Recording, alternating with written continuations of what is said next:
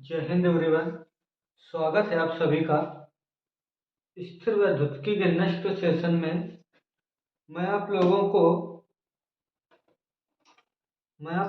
आज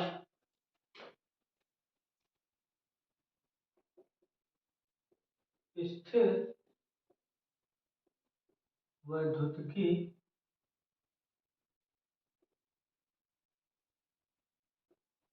स्थिर व द्रुतकी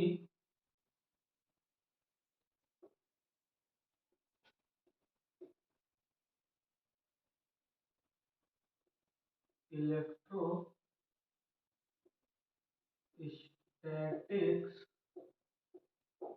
के नेक्स्ट सेशन में मैं आज आप लोगों को सबसे इम्पोर्टेंट टॉपिक आप लोगों को सबसे इम्पोर्टेंट टॉपिक जो है हम लोगों का इस चैप्टर के रिकॉर्डिंग, जहाँ से डेरिवेशन का पार्ट है।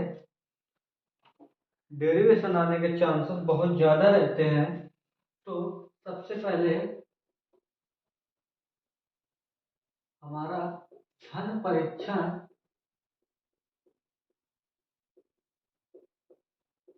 आवेश के लिए विद्युत क्षेत्र की तीव्रता। जो हमारा धन परीक्षण आवेश होता है उसके रिकॉर्डिंग विद्युत क्षेत्र की तीव्रता का हमें निगमन जो इंटरमीडिएट के एग्जाम में पूछा जाता है। एक धन परीक्षण आवेश और एक आवेश जो एक दूसरे से r मीटर की दूरी पर उपस्थित है। बिंदु ए व बी के बीच कोई एक धन परीक्षण आवेश और एक आवेश r मीटर की दूरी पर इस प्रकार व्यवस्थित हैं कि वे एक दूसरे के साथ कूलाम बल का अनुभव करते हैं। तो यहाँ से हम लोगों ने कूलाम बल का फार्मूला पढ़ा था। जिन लोगों ने पीछे के सेशंस वॉच नहीं किए वो लोगों जाके नेक्स्ट सेशन जो आपके इंडिपेंडेंट क्लासेस यूट्यूब चैनल के ऊपर अपलोडेड है उनको जाकर वॉच कर लें। Q not Q upon R square. हम लोगों ने क्या देखा कि जो धन परीक्षण आवेश है इस पर विद्युत क्षेत्र इस प्रकार लगता है कि जो धन परीक्षण आवेश है वे आवेश किसी आवेश के साथ कूलाम बल का अनुभव करता है, वो इस प्रकार व्यवस्थित रहता है। तो यहाँ से हम लोग कूलाम के नियम से इसे हल करते हैं। कूलाम के नियम से मैं आप लोगों को जो थ्योरिकल पार्ट है वो मुंह से बोल के बता रहा हूं कि ए व बी के बीच एक धन परीक्षण आवेश और एक आवेश इस प्रकार r मीटर की दूरी पर इस प्रकार व्यवस्थित रहते हैं कि वो कूलाम बल का अनुभव करते हैं। तो यहां से हम लोग F बराबर 1/4 pi epsilon naught Q not Q upon R square इस बल का अनुभव करते हैं। हम लोगों ने जब ये विद्युत क्षेत्र की तीव्रता की बात आती है तो हम लोगों ने इसका फार्मूला पढ़ा था E बराबर F अपान Q नॉट। यहां से हमें इस बल F का मान निकालने के लिए F बराबर E इंटू Q नॉट। हम लोग क्या करेंगे, ये जो मान है इसे समीकरण फर्स्ट देंगे और इस बल का मान समीकरण फर्स्ट में F का यहां से हम लोग F का मान समीकरण फर्स्ट में रखने पर जब हम लोग F का मान समीकरण फर्स्ट में रखेंगे तो यहां से आपका आएगा F बराबर 1/4 pi epsilon naught Q not, sorry F की जगह मान इसका रख देंगे हम लोग F का E into Q nought. E into Q nought, Q nought Q upon R square. Q nought से क्यू नॉट को कैंसिल कर देंगे, इसका आपका final formula 1/4 epsilon nought Q upon R square. कभी कभी परावैद्युतांक भी पूछ लेता है, तो यदि वैद्युत क्षेत्र की तीव्रता अगर परावैद्युतांक के पदों में फार्मूला पूछे तो हम लोग यहाँ से E बराबर 1/4 epsilon nought Q upon R square, इसका मात्रक मैंने आप लोगों को बताया था न्यूटन प्रति कूलम वोल्ट प्रति मीटर या जूल कूलम जूल प्रति कूलम मीटर। इसके मैंने आपको 3 मात्रक बताए थे और इसकी विमा भी लोगों ने बताई थी। ये जो परावैद्युतांक होता है, ये यदि हम इसको तेल में, वायु में या जल में रख दें, ये जो माध्यम होता है ये उसका परावैद्युतांक कहलाता है। तो यहाँ से हम लोगों ने क्या सीखा कि जो धन परीक्षण आवेश के लिए वैद्युत क्षेत्र की तीव्रता होती है, सबसे पहले एक धन परीक्षण आवेश ए व बी, ये 2 आवेश इस प्रकार व्यवस्थित करते हैं कि वह आर मीटर की दूरी पर कूलाम बल के अनुभव करते हैं। कूलाम बल के अनुसार हम कूलाम का फार्मूला रखते हैं और यहाँ से हमें वैद्युत क्षेत्र की तीव्रता निकालनी है, तो हमने वैद्युत क्षेत्र की तीव्रता का फार्मूला इस कूलाम बल के फर्स्ट इक्वेशन में रख के यहां से हम लोग वैद्युत क्षेत्र की तीव्रता का मान कूलाम बल के पदों में प्राप्त कर लेंगे। अब हम लोगों का एक टॉपिक आता है कि अक्षीय रेखा की स्थिति में वैद्युत क्षेत्र की तीव्रता, ये वो न्यूमेरिकल है, ये वो डेरिवेशन है जो ज्यादातर एग्जाम में पूछे जा चुके हैं या हर एक यूपी के 7 सेट में, हर एक सेट में से किसी ना किसी एक सेट में से आना अनिवार्य माना जाता है। इस वैद्युत क्षेत्र की तीव्रता के चैप्टर से इनके जो न्यूमेरिकल है बहुत ही इंपॉर्टेंट माने जाते हैं। यहां से अगला आपका न्यूमेरिकल है वैद्युत द्विध्रुव आघूर्ण के, वैद्युत द्विध्रुव आघूर्ण की अक्षीय रेखा की स्थिति में वैद्युत क्षेत्र की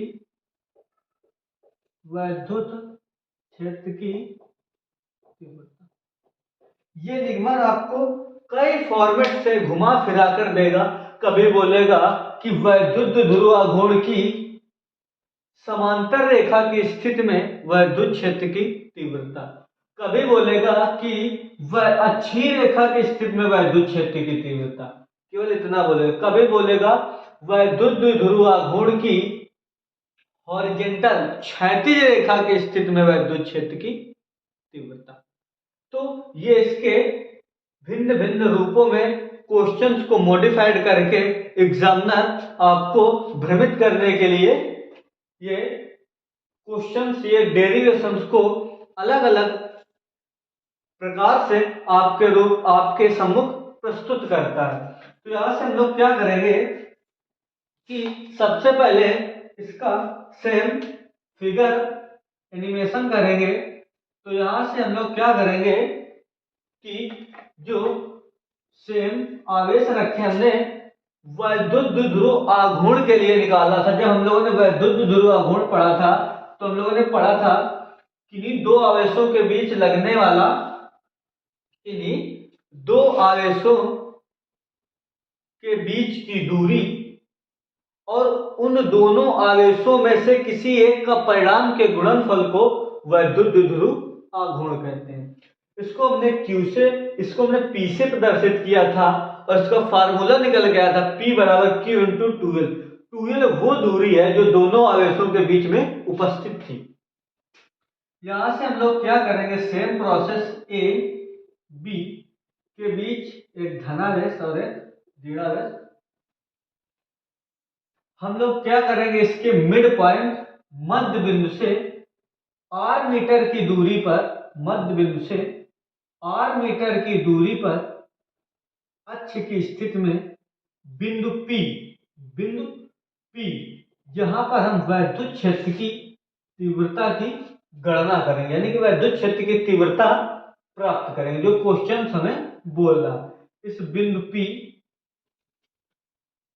मिड पॉइंट O से, मिड पॉइंट से मध्य बिंदु से बिंदु P के बीच की दूरी r हम लोगों ने मान लिया, और इन दोनों की जो बीच की दूरी थी वो क्या थी, 2l। इनके बीच की दूरी तो टोटल दोनों आवेशों के बीच की दूरी क्या थी, 2l।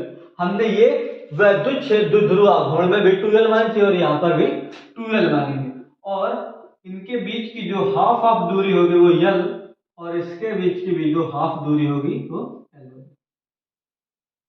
अब हमें क्या करना है, जो वैद्युत क्षेत्र की तीव्रता निकालनी है वो इन दोनों आवेशों के रिगार्डिंग बिंदु P पर निकालनी है। तो हमें माइनस Q से P की बीच की दूरी और प्लस Q से P के बीच की दूरी ही निकालनी होगी। तो अगर हम लोग देखें तो माइनस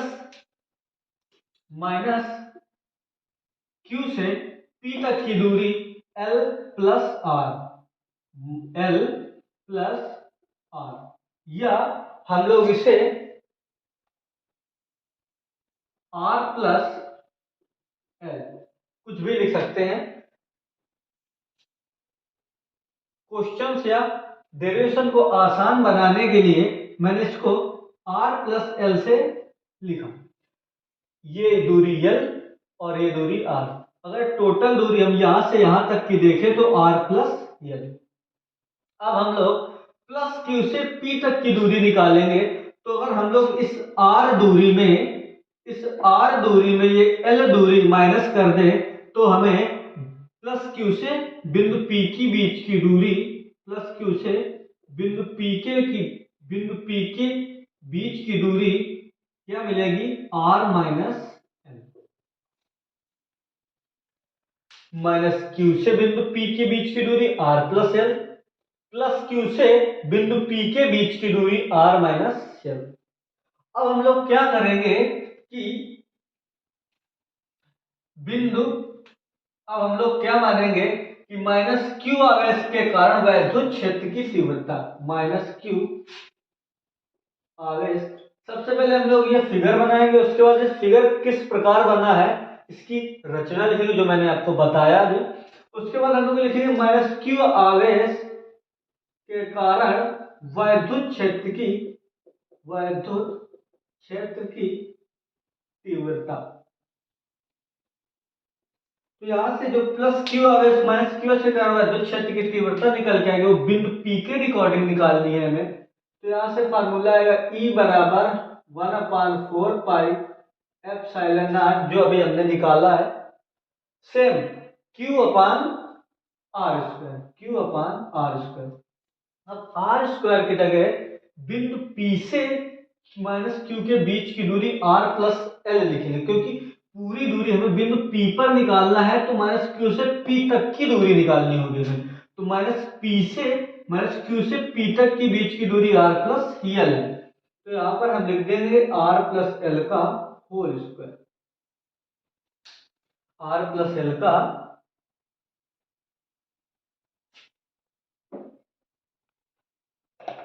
होल स्क्वायर। इसे हम समीकरण फर्स्ट देंगे और सेकंड स्टेप करेंगे प्लस Q आवेश, सेम ये लिख देंगे प्लस Q आवेश से कारण वैद्युत क्षेत्र की तीव्रता। यहां पर हम लोग इसे E1 और इसे E2 लिखेंगे, इसे E1 और इसे E2 लिखेंगे। तो हम लोग यहां से देखेंगे तो 1/4 पाई एप्सिलॉन नॉट Q अपान प्लस Q की बिंदु P के प्लस Q की बिंदु P के बीच की दूरी R माइनस L। तो यहां से हम इसकी टोटल दूरी लिखेंगे r माइनस एल का होल स्क्वायर, समीकरण सेकेंड। अब हम लोग क्या करेंगे आगे, यहाँ पर इन दोनों समीकरण को आपस में हल करने पर, तो यहां से हम लिखेंगे समीकरण 1 व 2 से। तो इसकी जो फाइनल वैद्युत क्षेत्र की तीव्रता निकल के आएगी वो आएगी E बराबर E2, E बराबर E2 minus E1, E2 minus E1। इसका E2 माइनस E1 हमने घटाया, E2 माइनस E1 हमने घटाया ही क्यों, जोड़ा क्यों नहीं? इसका रीजन समझते हैं कि माइनस क्यू आवेश के कारण जो वैद्युत क्षेत्र की तीव्रता होगी वो अंदर की ओर, माइनस क्यू आवेश के कारण जो वैद्युत क्षेत्र की तीव्रता होगी वो अंदर की ओर, और प्लस क्यू आवेश के कारण जो वैद्युत क्षेत्र की तीव्रता होगी वो बाहर की ओर। यदि हम प्लस क्यू आवेश के कारण और माइनस क्यू आवेश के कारण तीव्रता देखेंगे तो वैद्युत क्षेत्र की तीव्रता माइनस के कारण इस ओर और प्लस के कारण इस ओर होगी, तो ये आपस में घट जाएंगी। इस कारण से हमें इन दोनों तीव्रताओं को आपस में घटा देना है। यदि आप लोग सोच रहे होंगे कि ये घटाया है क्यों, जोड़ा क्यों नहीं, गुणा क्यों नहीं किया, भाग क्यों नहीं किया, तो घटाने का रीजन ये है कि माइनस क्यू आवेश के कारण विद्युत क्षेत्र की तीव्रता इस ओर और प्लस क्यू आवेश के कारण विद्युत क्षेत्र की तीव्रता उस ओर। और आप लोग सब जानते हैं कि अगर विद्युत क्षेत्र की तीव्रता या कोई भी प्लस माइनस अगर विपरीत दिशा में होते हैं तो आपस में घटते हैं। तो यहां से हम लोग क्या करेंगे, E बराबर 1/4 pi epsilon naught Q upon R minus L का whole square minus 1/4 pi epsilon naught Q upon R plus L का होल स्क्वायर। अब हम लोग क्या करेंगे कि इसके रिकॉर्डिंग यहां से 1/4 पाई एप्सिलॉन दोनों में दिख रहा है, दोनों को कॉमन ले लेंगे। यहां से आ जाएगा आपका Q upon 1/4 pi epsilon not. यहां से हम लोग क्या करेंगे, इनको हल करेंगे तो यहां से आ जाएगा 1/r माइनस एल का whole square minus 1/r plus L का होल स्क्वायर। आगे हम लोग के इसका E बराबर यहां से निकालेंगे तो आएगा आपका, इनको जब हम हल करेंगे तो दोनों से कॉमन लेके तो यहां से आ जाएगा ऊपर आपका r प्लस एल का, यहां से हम लोग क्या कॉमन लेंगे, r माइनस एल और r प्लस एल ब्रैकेट में आप देख रहे हैं तो ये हो जाएगा r square minus L square का होल स्क्वायर, क्योंकि r minus L r plus L क्या होता है, r square minus L square. r minus L से नहीं, आपको फार्मूला है a minus B A plus B, into में हो तो आएगा A square minus B square, same वही है ए आर बी ए, तो A minus B A plus B, तो ये आएगा A square minus B square, A square minus B square और होल स्क्वायर दोनों में लगा तो होल स्क्वायर अंडर कर देंगे आप। आगे फिर हम लोग क्या करेंगे कि r प्लस एल का whole square minus r minus L का होल स्क्वायर, फिर हम लोग यहां से हम लोगों ने Q अपान 1/4 पे एप्सिलॉन नॉट को छोड़ दिया था, तो यहां से E बराबर Q upon 4 pi epsilon not bracket में कॉमन लेंगे तो ये आ जाएगा r square minus L square का होल स्क्वायर। अब आप लोग क्या करेंगे कि इसका एलसीएम लेके r प्लस एल का whole square minus r minus L का होल स्क्वायर ये है करेंगे, तो यहां से आपका आ जाएगा E is equal to Q upon 4 pi epsilon naught, इसका वर्ग ब्रैकेट खोलेंगे तो r square plus L square plus 2rl, इधर हम जब खोलेंगे तो ये माइनस चिन्ह अंदर जाएगा मल्टीप्लाई हो जाएगा, तो r स्क्वायर माइनस का एल स्क्वायर और प्लस का 2rl। आप लोग ये सोच रहे होंगे कि ये माइनस किस तरह है, तो अगर ये माइनस का अंदर गुणा करा देंगे तो ये दोनों माइनस और ये प्लस का हो जाएगा। यहां से आपका आएगा आर स्क्वायर माइनस का एल स्क्वायर का होल स्क्वायर। अब आप क्या करेंगे, आर स्क्वायर से आर स्क्वायर और एल स्क्वायर को एल स्क्वायर से कैंसिल कर देंगे। यहां से आपका निकल के आएगा ई बराबर Q upon 4 pi epsilon naught, epsilon naught. आगे आएगा 2 R L upon R square minus L square का होल स्क्वायर। ये अब आप लोग क्या करेंगे कि ये जो हम लोगों ने वैद्युत ध्रुवाघूर्ण अच्छी रेखा के स्थिति में विद्युत क्षेत्र की तीव्रता निकाली है। अब हम लोग क्या करेंगे, इतने का स्क्रीनशॉट लें, इसके बाद मैं आगे बताता हूं।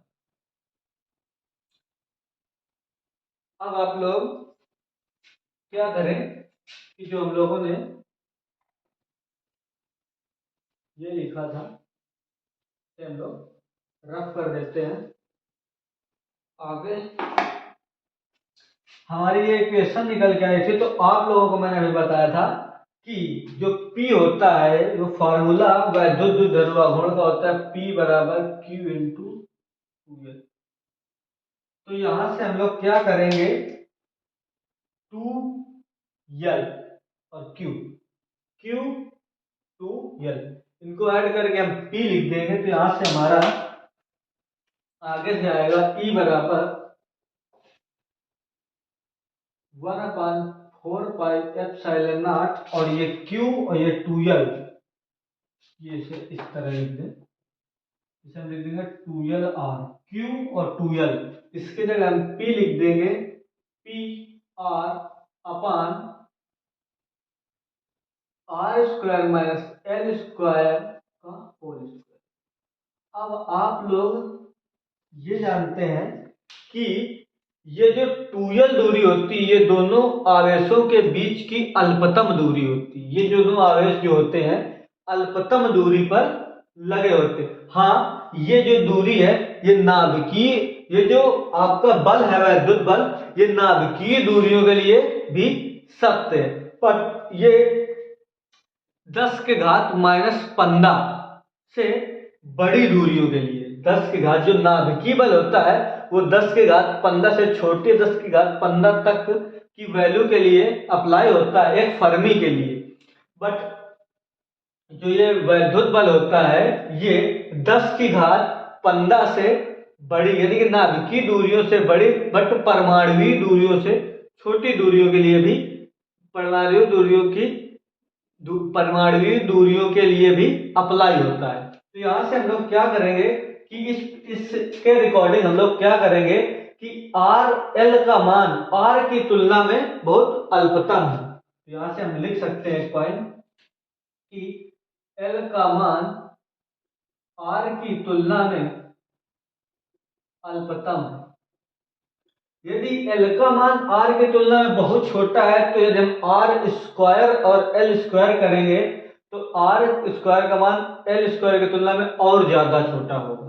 तो यहां से हम एल स्क्वायर को लिख सकते हैं, एल स्क्वायर को नगण्य मानकर छोड़ने पर, तो यहां से हम लोग एल स्क्वायर को नगण्य मान के छोड़ देंगे। तो यहां से हमारा जो फाइनल फार्मूला निकल के आएगा 1/4 pi epsilon naught P R.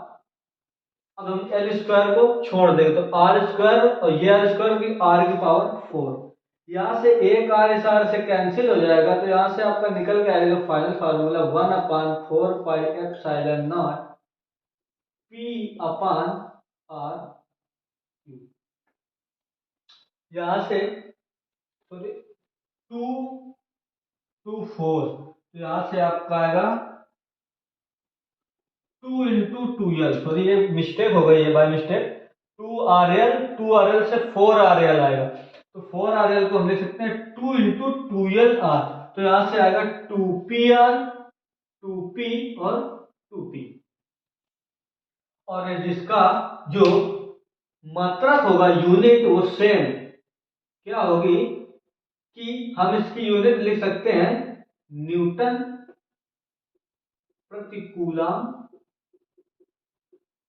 Volt पर मीटर जूल प्रति कूलम मीटर, तीनों वैद्युत क्षेत्र की तीव्रता की यूनिट होती है, जो मैंने आपको वैद्युत क्षेत्र जब पढ़ाया था तो बताया था।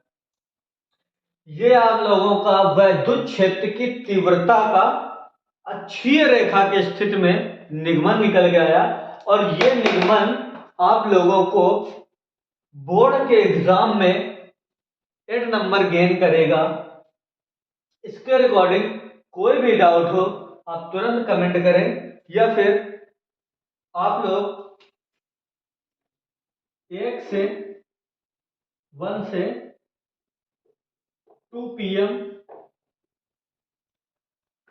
कॉल करें इस नंबर पे 7380372255, इस नंबर पर कॉल करें।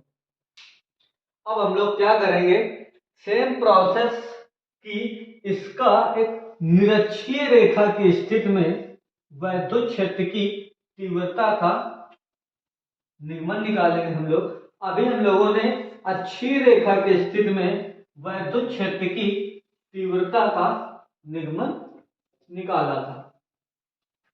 तो अब हम लोग क्या करेंगे कि इसका निरक्षीय रेखा की स्थिति, इसकी निरक्षीय का मतलब लंबवत रेखा की स्थिति में, तो हम लोग यहां लिखेंगे कि सेम वैद्युत द्विध्रुव आघूर्ण की निरक्षीय रेखा की स्थिति में वैद्युत क्षेत्र की तीव्रता।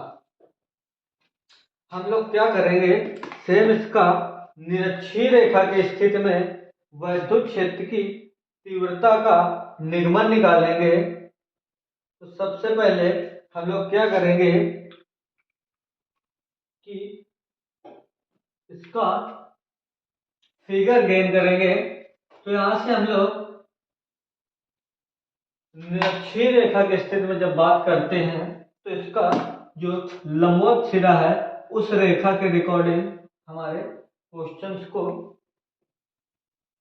सॉल्व करते हैं। डेरिवेशन पार्ट है, माइनस का क्यूब प्लस का क्यूब, सेम ये दोनों भी 2l दूरी पर।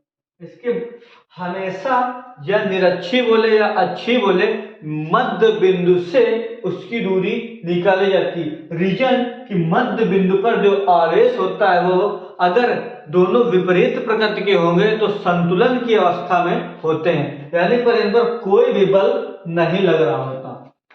यहां से सेम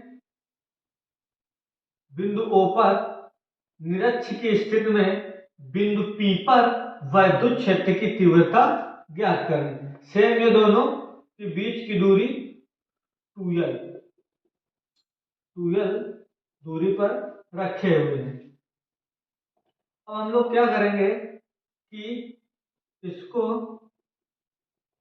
इस प्रकार डैश डैश करके मिला देंगे। इसे बिंदु A, इसे बिंदु B, O, P। अब हम लोग क्या करेंगे कि इस चित्र के निगमन के अनुसार वैद्युत क्षेत्र की तीव्रताएं निकालेंगे। तो यहां से हम लोग सबसे पहले सेम प्रोसेस, दो समान परिमाण के विपरीत प्रकृति के आवेश एक दूसरे से अल्पतम दूरी 2l पर रखें।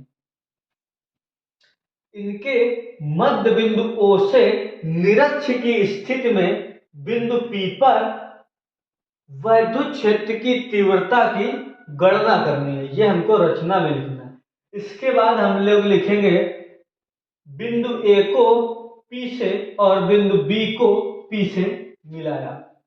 उसके बाद जब हम लोग वैद्युत क्षेत्र की तीव्रता निकालेंगे तो यहाँ पर हम लोगों को ज्या और कोज्या के लिए भी ज्या और कोज्या यानी कि साइन और कॉस के रिगार्डिंग भी प्रॉब्लम आएगी। तो सबसे पहले हम लोग क्या करेंगे, इसकी निरक्ष की स्थिति में जो ज्या होती है उस पर रिकॉर्डिंग जो वैद्युत क्षेत्र की तीव्रता E1 होगी, E1 साइन थीटा, वो इस क्षेत्र के ओर होगी और जो इसकी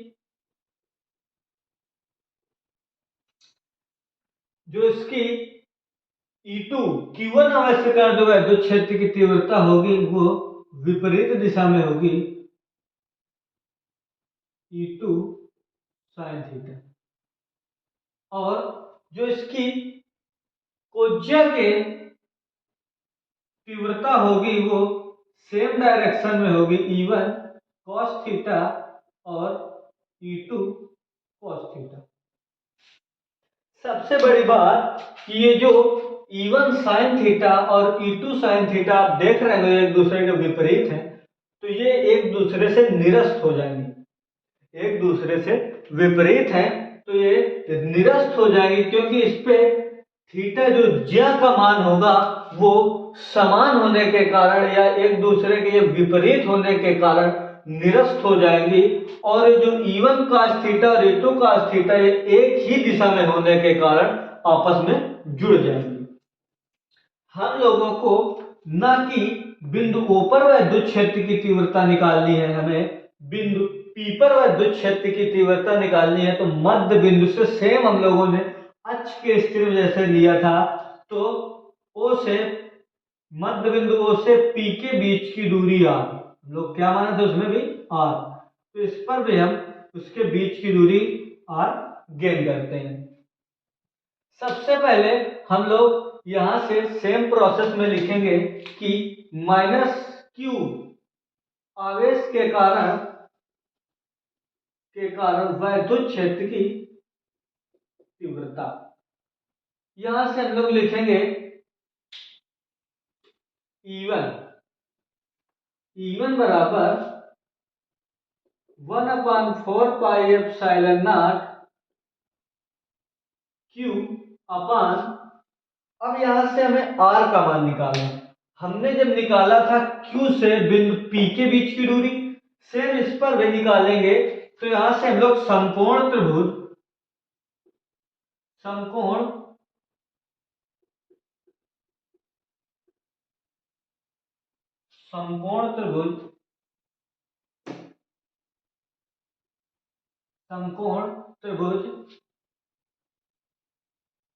AOP में AOP से, तो AOP से हम क्या निकालेंगे कि Q से P के बीच की दूरी। तो यहां से हम क्या निकालेंगे, यहां से इसको हम कर्ण मान के हल करेंगे। तो k स्क्वायर पाइथागोरस प्रमेय से k स्क्वायर बराबर, या k स्क्वायर को हम इस प्रकार लिख दें कि AP का square is equal to AO का स्क्वायर प्लस OP का स्क्वायर। यहां से हम क्या निकालेंगे कि OA यहां से यहां तक की बीच की दूरी, अगर ये 2l है, अगर इसको मध्य बिंदु बीच से काट दें तो ये दूरी आपकी L और ये दूरी भी आपकी L। तो यहां से यहां के बीच की दूरी L और यहां से यहां के बीच की दूरी L। तो ये OL का तो L स्क्वायर और ये बीच की OA OP इसका R, L square plus R square, AP square बराबर। तो यहां से AP का मान निकालेंगे तो under root L square plus R square निकल जाएगा। क्या निकल जाएगा? A square plus R square.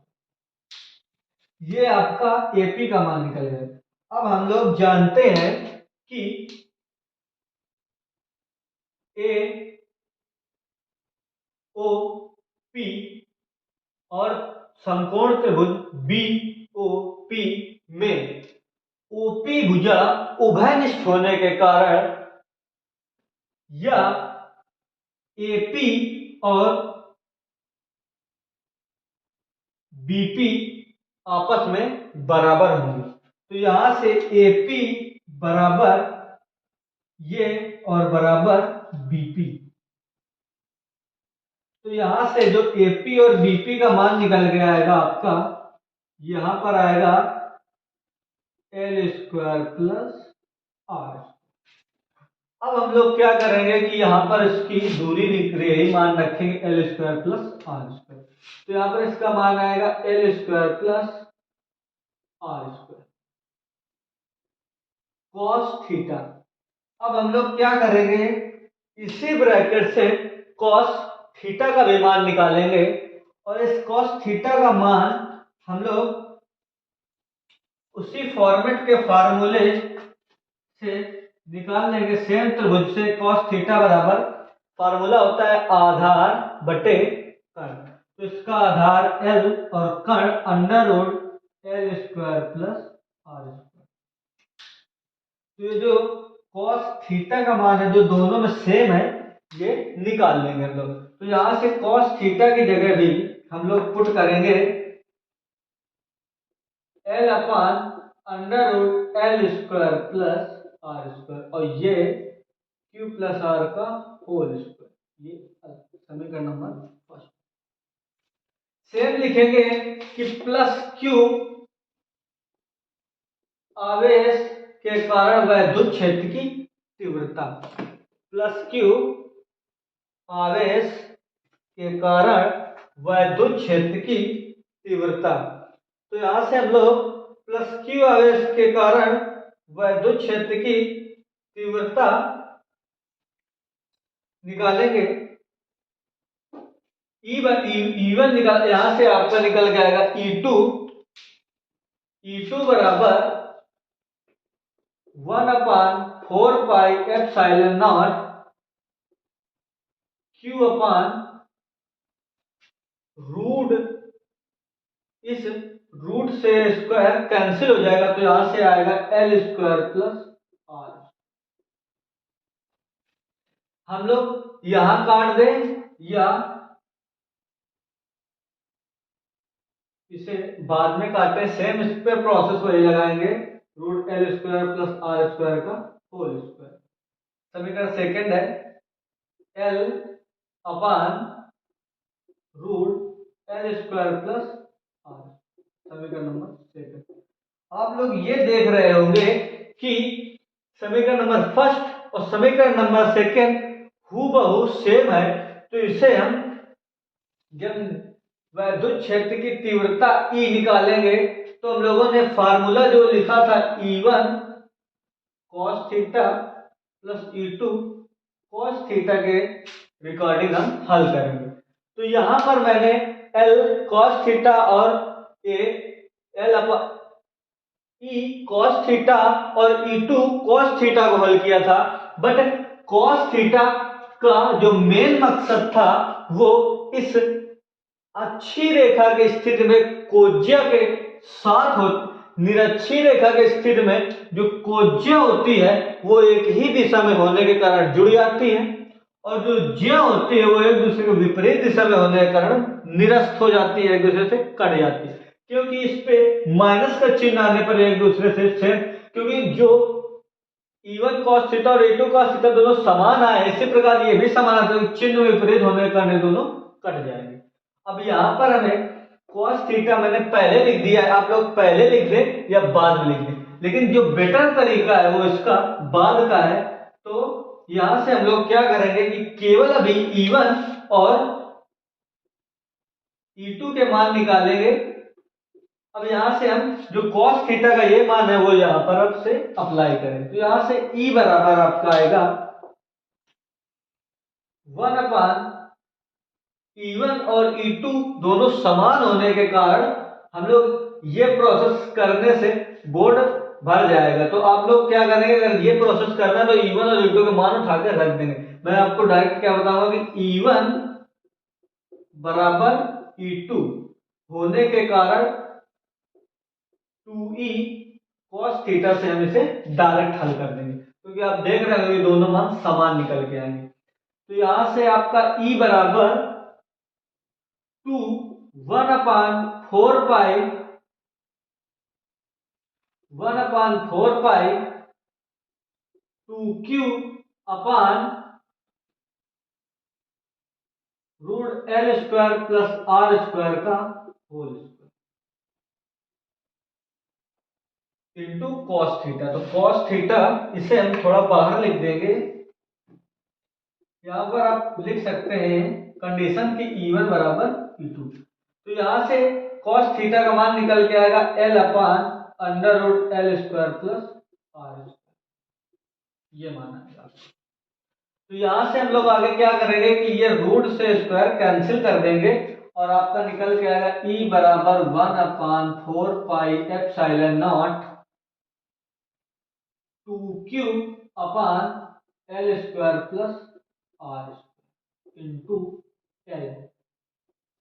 L² plus R² root. अब आप लोग देख रहे होंगे कि सेम फॉर्मेट ए फिगर, और ये मैं इसको मेट रहा हूं, आप लोग को स्क्रीनशॉट लेना है तो ले लें। सेम आप लोग देख रहे होंगे कि ये जो फॉर्मेट बन के आ रहा है इसका, ये जो फॉर्मेट बन के आ रहा है इसका क्या कि E बराबर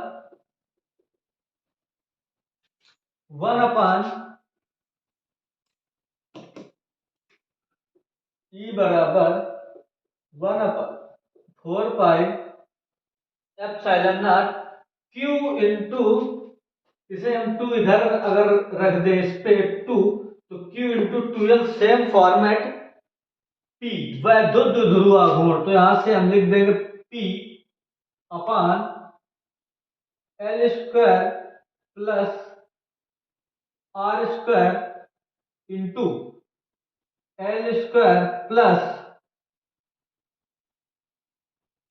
L² into L² plus R²। यदि रूट को हम 1/2 भी पावर में लिख सकते हैं, और ये जो L² प्लस R² इसकी पावर 1 होगी। तो यहां से हम लोग जो निकल के आएगा 1/4 pi epsilon not P upon 1 plus 2 1 plus 1/2, यहां से 3/2, जो इसकी पावर बन के आएगी आपकी 3/2। तो यहां से L² प्लस R² की पावर 3/2। अब आप लोग सेम प्रोसेस की R का मान L का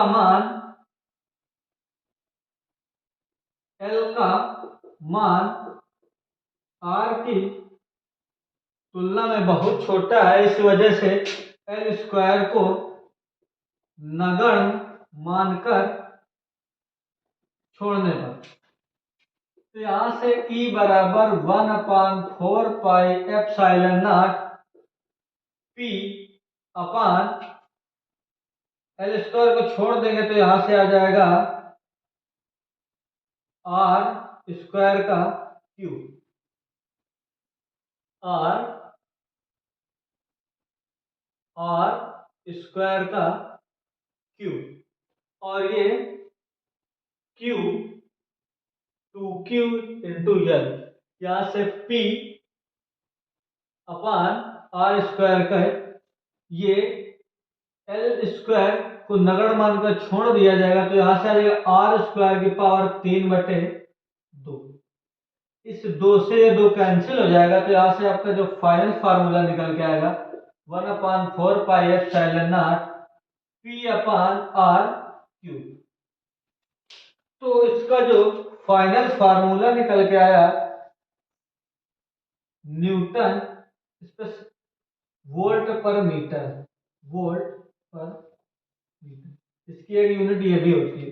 अब आप लोगों को कहीं कहीं इसका माध्यम के अकॉर्डिंग दे देगा कि जल में, वायु में या किसी तैलीय पदार्थ में, तो वहां पर इसका परावैद्युतांक के हमेशा इनवर्सली प्रोपोर्शनल होता है इस वैद्युत क्षेत्र। कभी कभी पूछा जाता है कि जो परावैद्युतांक होता है, परावैद्युतांक का जो माध्यम होता है वो वैद्युत क्षेत्र की तीव्रता और वैद्युत बल के व्युत्क्रमानुपाती होता है या 1/k के समानुपाती होता है। तो आप लोगों का जो वैद्युत क्षेत्र की तीव्रता यानी कि इलेक्ट्रोस्टैटिक्स स्थित वैद्युतिकी का जो फर्स्ट चैप्टर था कूलाम का नियम, वो आपका कंप्लीट हो गया। अब हम लोग अगले सेशन में वैद्युत फ्लक्स गॉस की प्रमेय इस चैप्टर को विस्तृत ढंग से रिवीजन में लाएंगे और अगले टॉपिक के हिसाब से हम लोग 3 से 4 वीडियो में वो टॉपिक खत्म कर देंगे और साथ में आप लोगों को पीडीएफ के लिए हमारा टेलीग्राम चैनल इंडिपेंडेंट क्लासेस को ज्वाइन करें, या कोई भी समस्या है तो आप हमारे हेल्पलाइन नंबर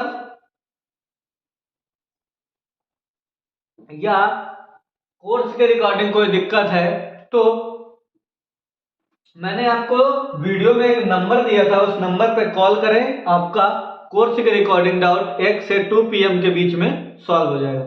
जय हिंद दोस्तों।